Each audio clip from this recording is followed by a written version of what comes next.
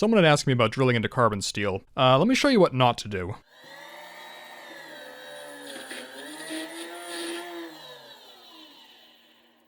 Oh yeah, that drill bit is now officially useless.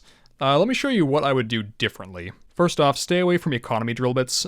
They're cheap, yes, but they're also often poorly ground, or worse, made of carbon steel. And that's the same material that we're drilling into, so that causes some pretty obvious problems here. The analogy that I used last time was saying that it was like trying to eat a bag of teeth, but a lot of you asked me not to say that again, so instead I'll just say it's like trying to eat a big old bowl of teeth cereal with milk for extra calcium. Instead, get some nice drill bits made of high-speed steel. You could also get some made of carbide.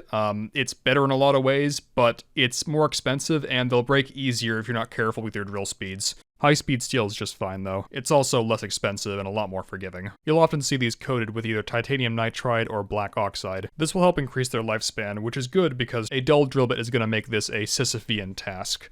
So that's actually why I organize all of mine by how much they've been used, and if I'm not sure, I'll just grab a fresh one to save myself the potential headache. Though if you're hardcore enough, you actually can sharpen high-speed steel bits, but this does take some practice, as changing that tip geometry will affect how the drill bit performs in a pretty significant way.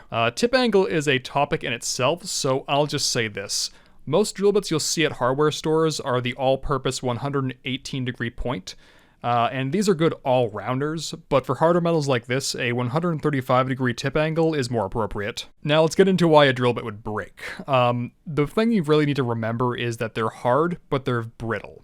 As such, they don't like flexing or bending, so keeping your work secured will go a long way in mitigating problems. Speed is another big factor. There are charts out there that you can reference for this, but these were written assuming best-case scenarios, so I tend to use them more like guidelines.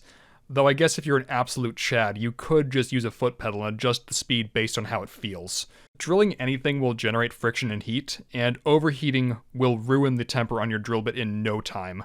So you'll want to use some kind of lubricant or coolant. I like using 3-in-1 oil or sometimes tap magic depending on what I'm doing.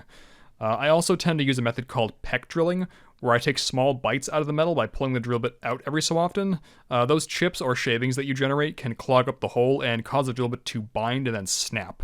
And this helps just clear them out. But above all else, just be patient. Snapping a drill bit off inside of a hole is a nightmare scenario, but it's one that can be prevented. I want to give a shout out to my friend Dana DiPlacido for helping me with this video. I'm a silversmith by trade who just happens to make jewelry, whereas he is a machinist that also happens to make jewelry. So if you're even slightly interested in this kind of stuff, I definitely recommend checking him out, because he's an absolute madman who makes things from stainless steel potato mashers to insanely ostentatious brass end tables.